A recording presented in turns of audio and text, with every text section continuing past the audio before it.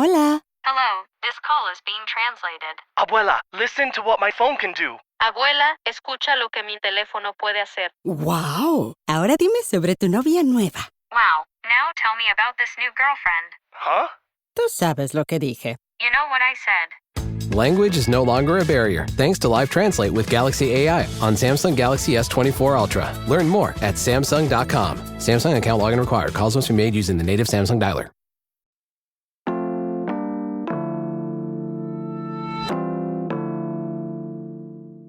Today on CityCast Pittsburgh, if you're looking for a place to rent, the time is right now. According to today's guest, the peak time for moving into a rental here in Pittsburgh is late spring, early summer. So if you are currently hunting, we've got an essential checklist of things to look for before you sign a lease, plus what to do if things with your landlord do go south. It's Wednesday, May 15th. I'm Megan Harris, and here's what Pittsburgh's talking about.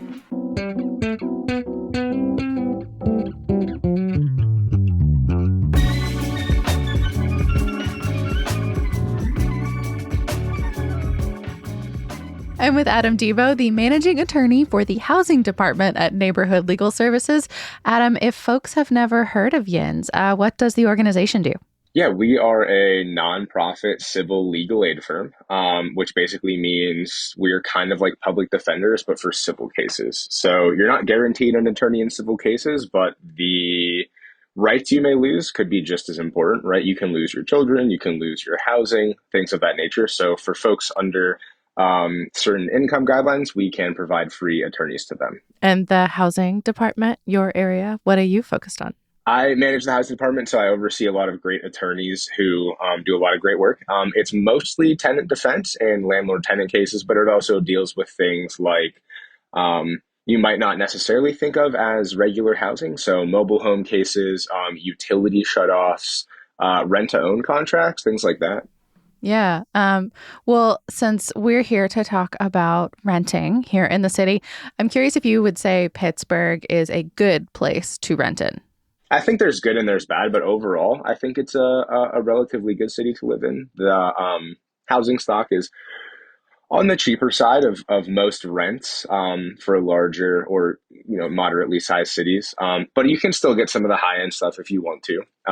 And everything is relatively close. A lot of amenities in the different neighborhoods, and I think a lot of the neighborhoods have a lot of character. So I think it's generally a good city to rent in. What have your experiences been like as a renter? Because I'm assuming you draw on those quite a bit in the work that you do. Yeah, I think I am probably a bad example of how good of a city Pittsburgh is to rent in. I've had some pretty bad experiences. I rented from, I think, what people might call a slumlord when I was an undergrad at Pitt in South Oakland, roaches, the whole nine. That was not a great experience. The next landlord I rented from, I came back from Christmas vacation and my radiator had exploded, right? But I think some of that is where I was renting and, an aging housing stock and a large property management company or companies who are buying up a ton of properties, which is an issue. But I do think you run into the good side of things when you find those mom and pop landlords. And there's still a lot of those in Pittsburgh as well, where it's more of a human relationship between landlord and tenant. And that I think is a much more well-rounded experience. So I think that because Pittsburgh still has a mix of those things, there's the good and the bad. And I would say my rental experience is probably on the bad side a little bit, but I like my landlord now, and there still is a lot of good out there. Yeah. Well, I feel very lucky because you shared a few of your top suggestions for helping folks suss out a good spot in advance of this conversation. So I want to run through a few of them. I'll throw one out and you explain what you mean. So number one, always check out your potential new place in person because a virtual tour and photos are just not enough. Tell us what you mean. you really never want to rent something sight unseen. And I know it's difficult, especially like if you're moving to Pittsburgh for college or something like that. But, a lot of times there may be old pictures, things have happened since then, or they're showing you pictures of an apartment that is just like the one that you're going to be moving into, but not the one that you're going to be moving into. And sometimes if you do an in-person tour, management will try to do that same thing. But if you're buying a car, you don't want to see a car that's just like yours. You want to see a car that is the one that you're going to be purchasing, right? You want to see the place that you're actually going to be living. You want to walk through it and understand the space that you're going to be living in, specifically to look and see if there's any problems with that space, and find out as much about it as you can before you make a decision that could probably impact you for the next entire year of your life. Yeah, if not longer, right? Yeah. Number 2, ask about costs and fees. So just reading between the lines here, I'm guessing we're talking utilities like electricity, water, gas, and the one that always got me when I was renting, parking, making sure that I don't have to pay extra for that. Yeah, I mean, definitely you're going to have things like your rent and your late fees and things like that are going to be in your lease laid out pretty explicitly. But the things that might sneak up on you are certainly your utilities. Like I said before, Pittsburgh has an aging housing stock. Insulation might not be the best. Wiring might be old. So you definitely want to see, and the person renting you the property should know, or if you can talk to previous tenants to ask, in the wintertime, what is the gas bill like if you have gas heat? In the summertime, what's the electric bill like if you have, or the electric bill like if you have air conditioning? When I moved into my current apartment, I love it. I think it's great. It's an older home. It's lovely, but the insulation is quite poor. And in the summertime, my electric bill is absolutely through the roof. Like come July and August, I'm hurting. Yeah, some former roommates and I, we used to, we had a vacation week, not because any of us were actually off work, but we would declare it when you inevitably hit that week in July or August or sometimes early September, where it's just going to be miserable for 7 days. And all of us would just go find other places to live because it was not worth it to try to cool that place. It's cheaper for you on vacation than it is to keep the air on for a week. Yeah. Yeah. We tried to keep ourselves flexible. Number 3, Google the address and your new landlord just to see if anything terrible pops up. Yeah. I mean, definitely check out your landlord. I think people are more likely now to kind of air things out online against their landlord if there has been that's problem. what Reddit's for, I think. The Pittsburgh subreddit is always heavily involved with landlords for sure, very frequently. I am on there frequently, never posting, just kind of looking out for maybe people that I see out in the world in my job. But do you ever answer questions on there? Do you get into the comments? Never. No. I'm just watching from behind the scenes. Okay. But yeah, definitely Google your landlord, see what their reviews are like. If you have a bad one, then you will probably find out pretty quickly that you have a bad one. Check the address too, right?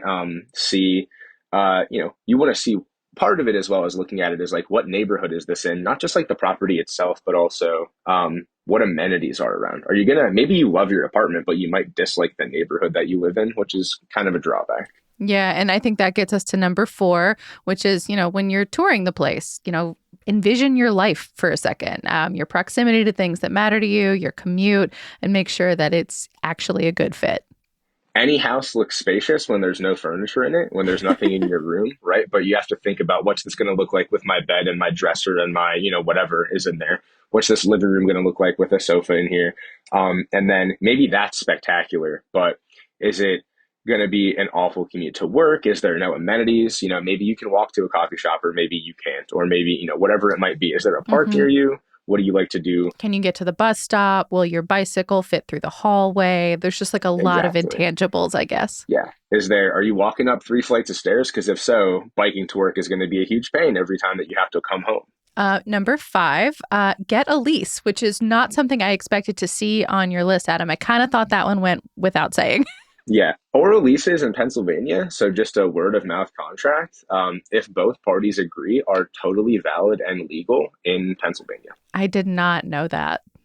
I will say they're becoming more and more rare just because landlords want to protect themselves, tenants want to protect themselves, and even if it's not a really well thought out, thorough lease, folks are usually getting something in writing, but an oral lease is allowed. It is proper. It is legal.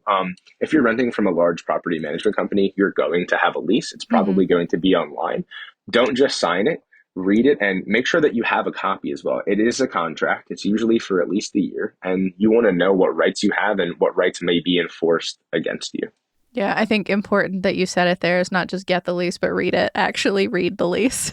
I read leases every day. That's my job. I hate reading my own lease when I rent a new place. I just had to do it. I'm moving at the end of the month and I had to read my new lease, and I hated doing that, but it's really important because it's one of those things where you can tell by what's in your lease how knowledgeable and how easy your landlord is going to be to work with. And maybe if they're going to try to get you on something in the back end, you can kind of be aware of that, or potentially just choose to not even get involved with that person in the first place. And that was the final tip that you suggested is number 6. If need be, if you see something that makes you twitchy, be okay with walking away and finding another spot. Yeah, there are some things that are just huge red flags that are basically non-starters, right? If your landlord wants you to pay your rent in all cash and they're not going to give you a receipt, that's, I've seen that before. That's a huge no-go, right? There are some things in your lease that are just even common sense. You might think to yourself, there's no way this can be legal, right? A pretty common one is tenants are responsible for all repairs, which one is just not what the law says. And 2, just common sense, that doesn't even really make sense, right? If your roof caves in, no one's going to have enough money to just put a whole new roof on a rental property as a tenant. And that's not your responsibility as a tenant either. But if your landlord's trying to shirk responsibility in that way, that might be someone who you don't want to deal with. And there's, anything that you read in the lease that you might just common sense think, this doesn't seem right to me. And if they're going to try to enforce this against me, what else does this mean? Once those red flags start to pile up, you might want to look. There is enough housing to not have to accept a place that you shouldn't have to settle for.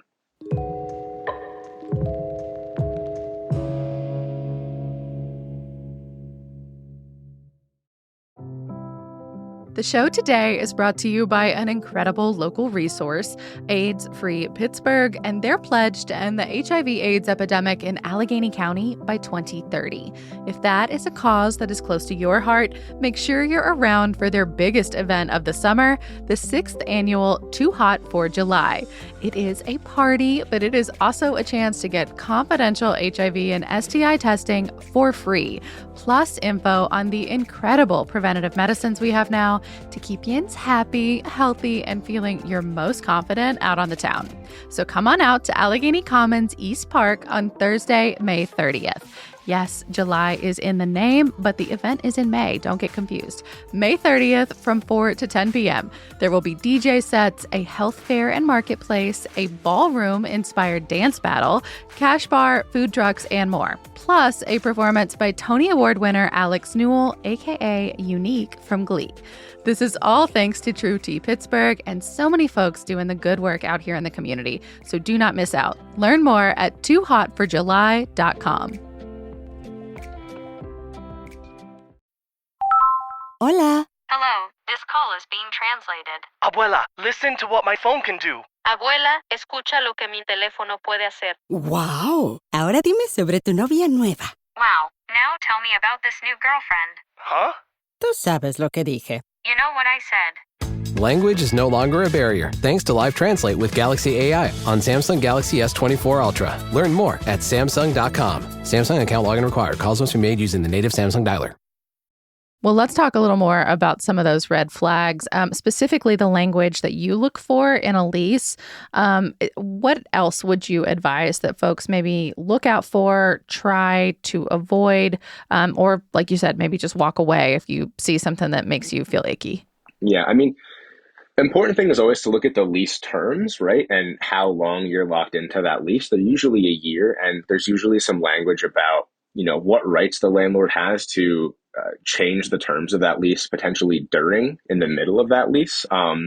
If you see a lease where it gives your landlord kind of free rein to do anything while the lease term is going on, raise your rent, end it early, then you probably shouldn't feel very secure in that lease. If 5 months in, your landlord says, we're actually going to double the rent because we reassessed the market in your area, or we found a new tenant who we'd rather rent to and we're going to terminate your lease early, right? You don't feel secure in a lease. Anything where you look at this and understand that the risk and the liability is going to be solely on me is probably going to be something that you don't want to embark on that. Yeah, two that always scared me when I was reading leases were exorbitant late fees. Not because I didn't intend to pay, but sometimes I would forget. I was really bad at that. And number two, costs for calling in a maintenance request. Those, especially the maintenance one, because that always led me to believe that stuff here needs to be repaired a lot. Yeah, well, I'll weigh in on those. The maintenance is a huge one. In Pennsylvania, there's something called the implied warranty of habitability. It's non-waivable in a lease, and it basically just says that your landlord has to fix the property. They have to give a safe, sanitary, habitable property. And it's not on the tenant's dime, so long as they didn't cause that habitability issue. So something like that in a lease would be a red flag to me. The landlord has to maintain the property within a reasonable amount of time of the tenant telling them of an issue, and it should not be at the cost of a tenant unless they cause that issue. So that would be a red flag for sure. When you say cause, what kind of cause do you mean? Because is it because I have an enormous amount of hair and I wash it twice a day, or is it because I backed into something and now I've broken something sort of pivotal to the exterior of the house? Yeah, not what someone would consider normal use, right? If you are washing your hair twice a day, that's fine. Wash your hair 3 times a day, not an issue. But it's going to be if you are, maybe you just love slamming doors and all you do is slam your door all day and then your door comes off of its hinges. Yeah, your landlord might try to hold you accountable for that if that's clearly the cause of what's happening. Or, if you walk around with cinder blocks on your feet and you have some loose floorboards, right? If there's something like that, that's pretty clearly caused by the tenant. But anything in the regular use, the regular wear and tear of everyday use of your property, the tenant's not going to be responsible for that. And so if you do that and the renter, leaves the property in a state where it is just regular wear and tear, then they should get their security deposit back. Yeah, sweep the floor, run the vacuum, scrub the countertops, whatever. But it should be in a reasonably similar state to when you moved in. And you should be getting your security deposit back that way. Should be getting it back. Should be. Well, are there any other laws or, sticky situations that you have to deal with a lot that you think tenants should know about? Sure. That could be that. This also goes under the red flags as well. And this happens with undergraduates living in Oakland all the time. Technically, there's only supposed to be 3 unrelated individuals in a single family home at one time. That's within the city. Oh, yeah. That's a massive Oakland problem. It is. I mean, when I lived in Oakland, I had 5 guys living with me, and our place was certainly not suitable for that. Did they even all have beds like that? There was Half a the couple time people couches. are crashing on couches. It was a rotation type of situation. But sometimes your landlord will say, "Oh, well, we'll put 3 of you on the lease, and 2 of you will just be allowed to stay here." Right? That's a huge red flag as well. That goes into all the liability and who is responsible for what. And I would say another red flag there. And again, I'm a hypocrite, right? I just said that I did it. Sometimes it happens. But going back now, knowing what I know now with my job, I don't think I would. Well, what we did at 18 and 19 and what we do later with our accumulated life knowledge is very different, right? Certainly. Well, if someone does make it to you at Neighborhood Legal Services, I assume that means that something may have gone wrong. What are, I guess, the main reasons that people usually make it into your office?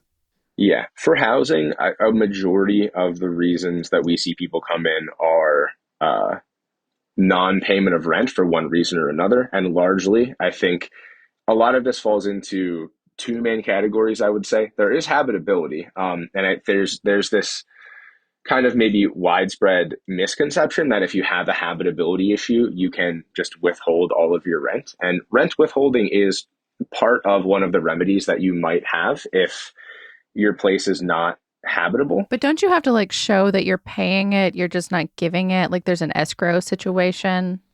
That's not explicitly what needs to happen. I think it is wise to set that money aside and to show that you're not using this as an excuse to not pay your rent. And also withholding 100% of your rent is almost always a terrible idea.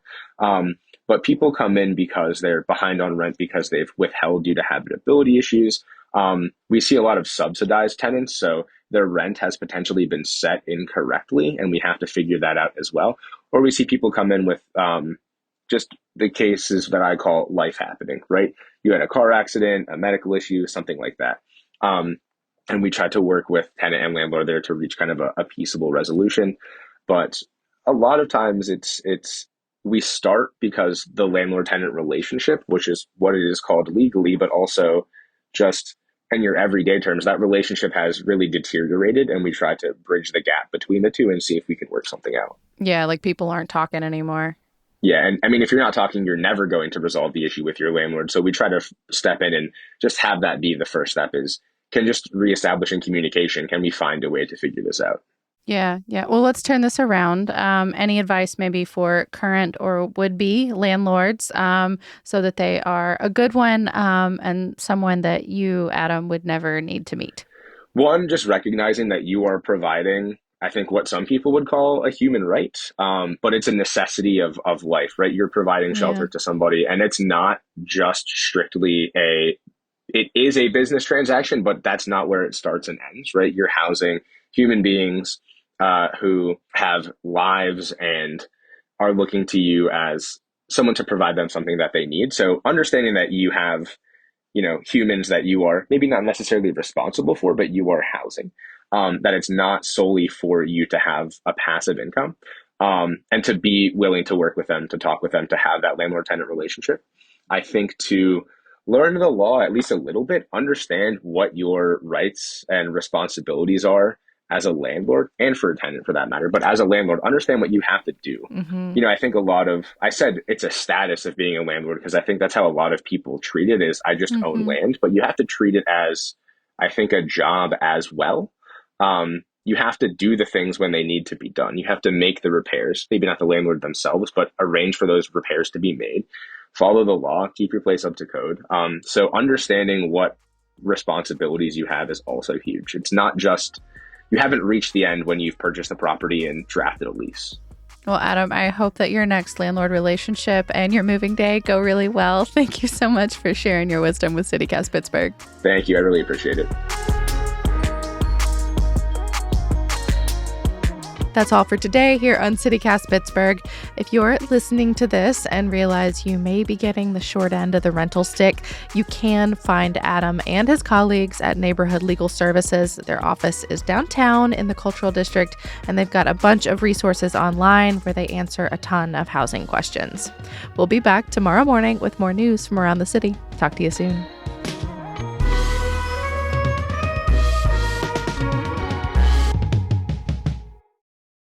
The cinder blocks are giving me like moon shoes vibes. Do you remember those? I do. It's pretty much what all of my upstairs neighbors have ever worn.